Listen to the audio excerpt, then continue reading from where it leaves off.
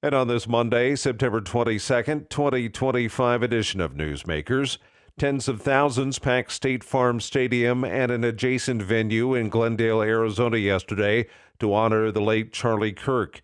In audio courtesy of Turning Point USA, President Trump told the audience Kirk became immortal to memory, assassinated for speaking for freedom, God, and what was right for the nation. He's a martyr now for American freedom.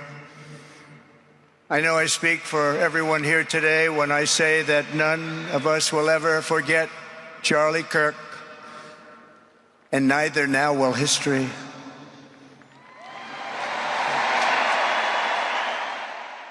The 31-year-old Turning Point USA founder was assassinated earlier this month while speaking on a college campus in Utah.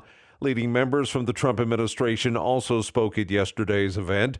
Defense Secretary Pete Hegseth said no one worked harder than Kirk to build the movement he did. Charlie started with liberty, but ended up lighting our country on fire for Christ. He started Turning Point USA, but this moment is the turning point for the USA. Erica Kirk, Charlie's widow, delivered a powerful message in front of all those gathered to mourn her husband when she said she forgives the man accused of shooting him. She said Charlie dedicated his life to helping save people just like the one who took his life. On the cross, our Savior said,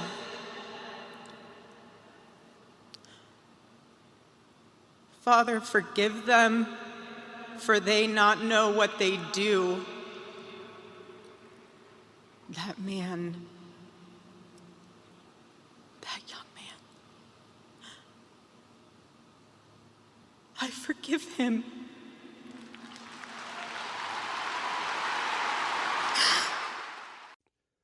Longtime worship leader Chris Tomlin opened the service and was joined later by other big names in contemporary Christian music, including Brandon Lake and Phil Wickham.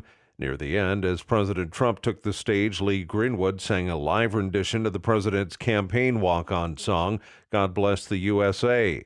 People began lining up before dawn to secure a spot inside State Farm Stadium west of Phoenix. Security was tight and mourners were patient and cordial as the mood in the stadium ebbed and flowed throughout a service that stretched more than 5 hours. In other news, France is trying to inject new urgency into the quest for a two-state Middle East solution as Britain, Canada, and Australia formally recognize a Palestinian state. We get more from Joe Fetterman. Nothing will change in the short term on the ground. These moves are largely symbolic, but these countries join a growing list of countries that have now recognized the Palestinian state. That number is now up to roughly 150 countries, and we expect it to grow even more. France is expected to join that list. It is hosting a conference at the United Nations aimed at shoring up support for a two-state solution. These moves, of course, have left Israel and the U.S. deeply isolated on this issue. And that's Newsmakers for this Monday, September 22nd, 2025 edition. I'm Keith Black.